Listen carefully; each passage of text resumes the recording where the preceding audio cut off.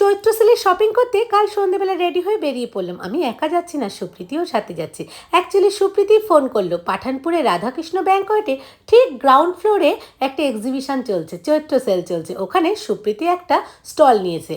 সুপ্রীতির তো একটা বুটিক আছে, তোমরা জানোই, আগে আমি একটা ব্লগে দেখিয়েছি।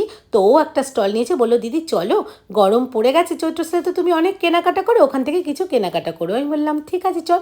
গিয়ে দেখি প্রচুর দোকানপাট, কুর্তি, শাড়ি, বাচ্চাদের, তারপরে খেলনা, গোল্ড প্লেটেড জুয়েলারি, মানে ব্যাঙ্গলস দেখলাম, খাবারের দোকান, প্রচুর প্রচুর স্টল, শাড়িও পাওয়া যায় জানো তো। তো যাই হোক, সমস্ত স্টলগুলো ঘুরে চলে আসলাম সুপ্রীতি ক্রিয়েশনে।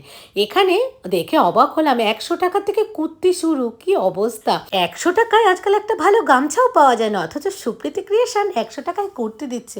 অবাক হয়ে গেলাম। বললাম গরমে পরার জন্য পিওর কটনের কয়েকটা কুর্তি দেখা। এত রকম কালেকশন দেখালো, আমার মনে হচ্ছে সব কটাই নিয়ে নিই, কিন্তু সব কটা নেওয়া তো সম্ভব না। বললাম তাহলে দুটো কুর্তি দে এখন, পরে তোর সব ভিজিট করে আমি আরও কিছু নিয়ে নেব, কারণ এদিক ওদিক বেরোনোর জন্যে কটনের কুর্তি কিন্তু দরকারই হয়। এরপর খাবারের দোকানের পাশ দিয়ে যাচ্ছি, কিন্তু ডায়েট শুরু করেছে বলে ওইদিকে আর তাকালাম না।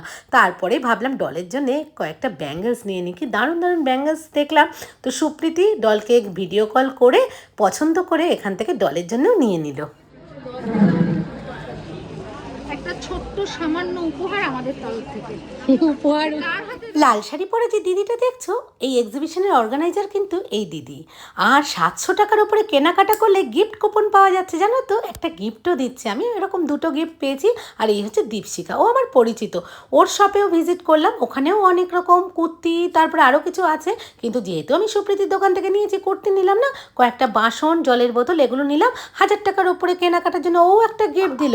আবার ওর দোকান থেকে যে কুপন পেয়েছি সেটার জন্যও একটা গিফট পেয়েছি।